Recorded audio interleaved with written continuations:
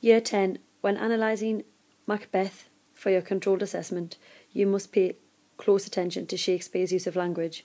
Shakespeare presents Lady Macbeth in a number of different ways, but nothing is more powerful than his use of language. In her opening scenes, Act 1, Scene 5 particularly, and Act 1, Scene 7, when she is her most dominant, she speaks in verse. Shakespeare makes her speak in verse to present her as a dominant, powerful character. However, as her power in the play diminishes, and particularly in Act 5, Scene 1, which is the infamous sleepwalking scene, she speaks in prose. By speaking in prose, Shakespeare shows us that Lady Macbeth has lost all of her power. Year 10, if we look more closely at Lady Macbeth's first appearance in Shakespeare's play, it is Act 1, Scene 5.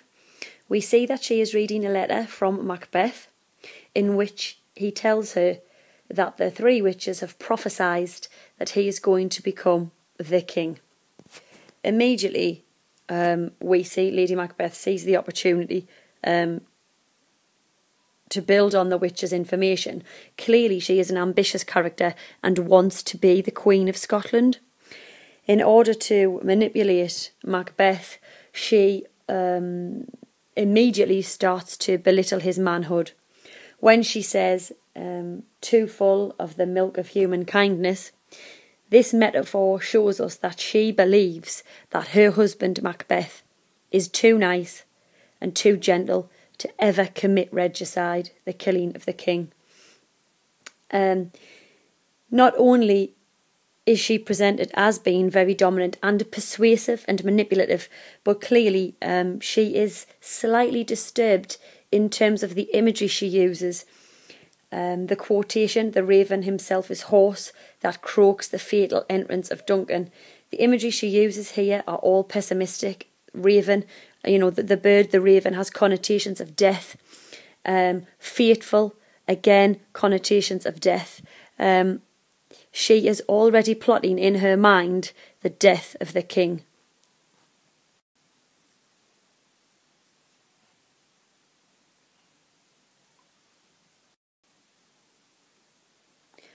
Once again, if we pay close attention to Lady Macbeth's language, particularly in the opening scenes of Act 1, Scene 5 and Act 1, Scene 7, she continues to speak in metaphor.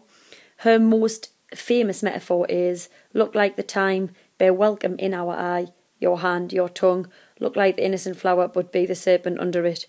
Obviously, she is telling Macbeth that when the king comes to stay with them, that he should appear to be nice and welcoming, but underneath that guise, he actually is going to be the sly serpent that will kill him. She is promoting slyness here, and she clearly is two-faced. The very definition of metaphor is when something is described as being something else. This very device embodies all that Lady Macbeth is. She is vindictive. She is sly. She is putting on a facade in front of the king and his people. So metaphor is a key language device. If you are looking for a B grade, an A grade, an A star grade in terms of your controlled assessment, you must comment on metaphor and why Lady Macbeth speaks in metaphor.